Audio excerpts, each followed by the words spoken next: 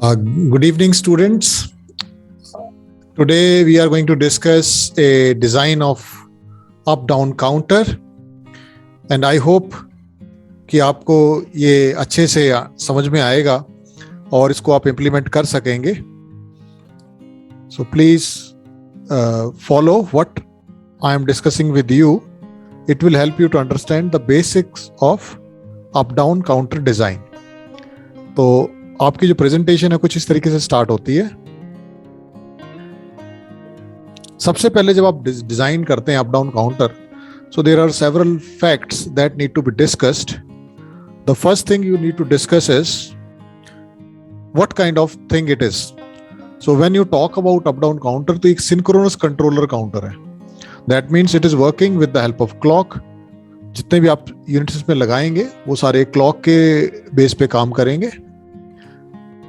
और ये जो काउंटर है आपका, ये it is capable of counting both ways. या तो अप कर सकता है काउंट या डाउन काउंट कर सकता है. बोथ वेज ये काउंट कर सकता है. और जबकि कंट्रोलर की इनपुट है वो डिसाइड करती है कि आपका जो सीक्वेंस अप काउंट होगा या डाउन काउंट होगा.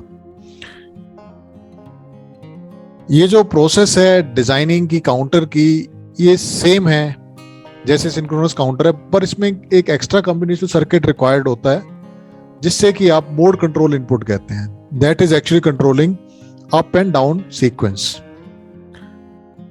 अब स्टेप्स क्या क्या हैं जब आप एक अप डाउन काउंटर डिजाइन कर रहे हैं, तो उसकी स्टेप्स क्या हैं. सबसे पहला जो स्टेप रहता है that is specification to design 3-bit up down counter. तो हमने स्पेसिफिकेशन लिए कि हम 3-bit up down counter design करने जा रहे हैं. सेकेंड इज कौन सा फ्लिप फ्लॉप हम यूज करेंगे और उनका number. So because this is a 3-bit counter, up down counter, तो इसमें 3 ही आपके फ्लिप फ्लॉप्स यूज होंगे. हाँ, which type of flip flop we are going to use? तो नॉर्मली जब भी मैं डिजाइन करता हूँ मैं डी फ्लिप फ्लॉप ही यूज करता हूँ. The reason for that is, वो मैं अभी आपको जब के मैप डिस्कस करेंगे तब बताऊंगा कि डी फ्लिप फ्लॉप यूज करने का बेनिफिट क्या है. हाँ, you are free to use J K और टी. आप डी फ्लिप फ्लॉप यूज कर रहे हैं तो उसका एक्साइटेशन टेबल भी आपको मालूम होना चाहिए. तो जो एक्साइटेशन टेबल है डी का, वो ये हो रहता है कि प्रेजेंट स्टेट 0 है, नेक्स्ट स्टेट 0 है तो डी 0 है. प्रेजेंट स्टेट 0 है, नेक्स्ट स्टेट 1 है तो आपका डी 1 हो जाएगा. और इसी तरीके से प्रेजेंट स्टेट 1 है, नेक्स्ट स्टेट 0 है तो डी 0 हो जाएगा. तो यहां से आप एक इंट्यूशन निकाल सकते हैं कि जब भी डी है वही सेम उसकी आउटपुट होगी. It is not going to change.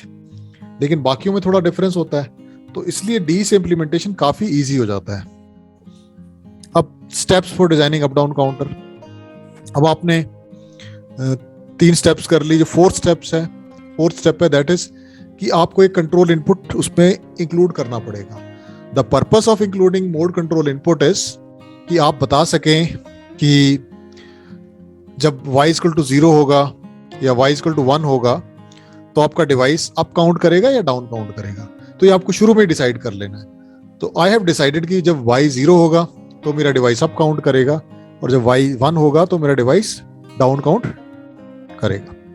उसके बाद जो नेक्स्ट आएगा कि आपकी जितनी स्टेट्स हैं और उनका ट्रांजिशन डायग्राम और सर्किट एक्साइटेशन टेबल, ये एक नेक्स्ट स्टेप रहती है.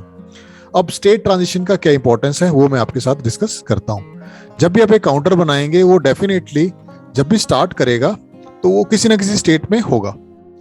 जैसे इनिशियली हम प्रीसेट या क्लियर यूज करके उसको 0-0-0 पे कर सकते हैं, या प्रीसेट यूज करके 1-1-1 पे कर सकते हैं. तो आप डिसाइड करेंगे कि आपका जो डिवाइस है वो किस स्टेट में रहेगा. उसके बाद जितने भी ट्रांजिशंस होंगे वो डिसाइड होंगे या तो y 0 पे या y 1 पे. अगर 0 है तो उस पर्टिकुलर स्टेट से वो अप काउंट करेगा, अगर y 1 है तो उस पर्टिकुलर स्टेट से वो डाउन काउंट करेगा.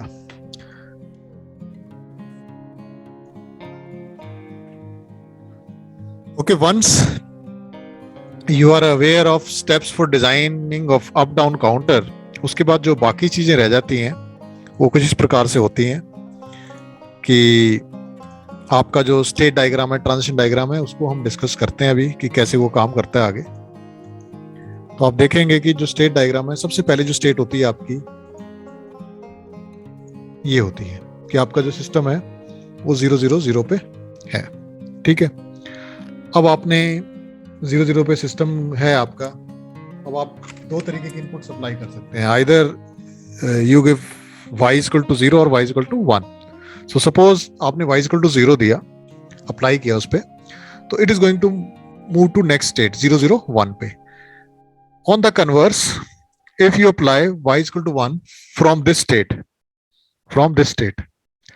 then it will go back to the original state. Similarly, if you apply y is equal to 1, then it will move to 1 1 1, it will start down counting, और 1 1 1 पे अगर y is equal to 0 apply करेंगे तो इस तरीके से आपके जो सिस्टम है वो डिफरेंट स्टेट्स में मूव करेगा। एक पर्टिकुलर स्टेट पे वो क्या करेगा, नेक्स्ट पे जाना है या प्रीवियस स्टेट पे जाना है, that is being decided by y equal to 0 और y इक्वल टू 1। सो इस तरीके से अगर आप अप्लाई करेंगे तो आपके 7 स्टेट्स हैं, तो इस तरीके से ये आपका पूरा का पूरा सिस्टम डिजाइन हो जाएगा कि आप किसी स्टेट पे जा रहे हैं, अगर इस स्टेट पे हैं सपोज, तो y इक्वल टू 0 करते हैं तो नेक्स्ट स्टेट पे चले जाएंगे, अगर y इक्वल टू 1 है तो प्रीवियस स्टेट पे आ जाएंगे। So this is all about your this particular system, up down counter. अब इसके करस्पॉन्डिंगली हमने एक टेबल बनाया है, तो टेबल अगर आप देखेंगे यहां से, तो y इक्वल टू 0 के लिए 8 स्टेट्स हो गई, और इसी प्रकार से y इक्वल टू 1 के लिए आपकी डिफरेंट स्टेट्स हो गई। तो यहाँ पे अगर आप देखेंगे y इक्वल टू 0 है तो ये 0 से नेक्स्ट स्टेट पे जा रहा है यहाँ पे। Similarly if y equal to 1 तो 0 से ये 7 पे जा रहा है, डाउन काउंटिंग स्टार्ट हो गई है। अब डी फ्लिप फ्लॉप का एडवांटेज मैंने जैसे आपको बताया था कि जो प्रेजेंट स्टेट है वही डी फ्लिप फ्लॉप की इनपुट हो जाती है, नेक्स्ट स्टेट है। तो यहाँ पे आपने देखा जो भी ट्रांजिशंस हुए, आपकी जो भी नेक्स्ट स्टेट है उसके करस्पॉन्डिंगली आपने इधर फिल कर दिया, उसके बाद वही वैल्यूज आपने डी फ्लिप फ्लॉप में कर ली। तो यहाँ पे y is MSB, Q2 is second MSB, Q1 and Q0 is LSB। इस तरीके से आपने सब्स्टिट्यूट कर दिया। तो आपके 3 डिफरेंट के मैप्स बनेंगे, D2 के लिए अलग बनेगा, D1 के लिए अलग और D0 के लिए अलग। तो ये जो वैल्यूज हैं आपके पास, ये आपने यहाँ पे डायरेक्टली सब्स्टिट्यूट कर दी। के मैप्स के लिए आप वीडियोस रेफर कर सकते हैं जो मैं पहले डिस्कस कर चुका हूँ। So you are having 3 different K maps and you will solve it.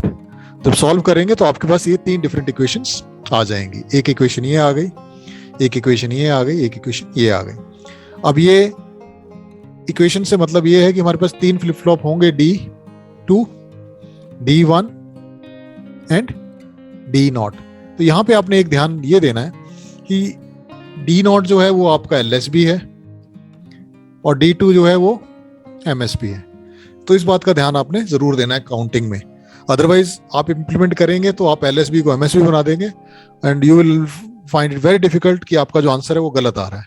तो इसमें ध्यान देना है कि D0 जो है वो आपका LSB है और D2 जो है MSB है। और के मैप को सॉल्व करेंगे तो आपके पास ये डिफरेंट वैल्यूज आ जाएंगी।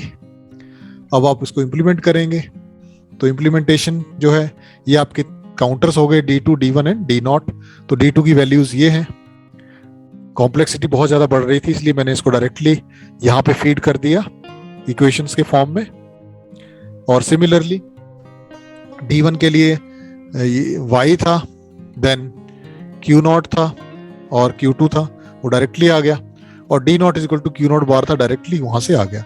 इन सबको क्लॉक हमने प्रोवाइड कर दी है। ये सिंक्रोनस सर्किट है और इसमें y इक्वल टू 0 जो है वो अप काउंट के लिए यूज होता है और y equal to 1 down count के लिए होता है।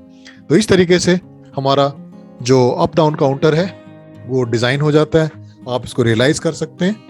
हाँ, अगर आप खुद प्रैक्टिस करना चाहें तो आप 4 बिट काउंटर बनाइए या इसी फ्लिप फ्लॉप को 3 बिट JK या D से ट्राई कर सकते हैं, JK या T से अपने आप। So thank you very much.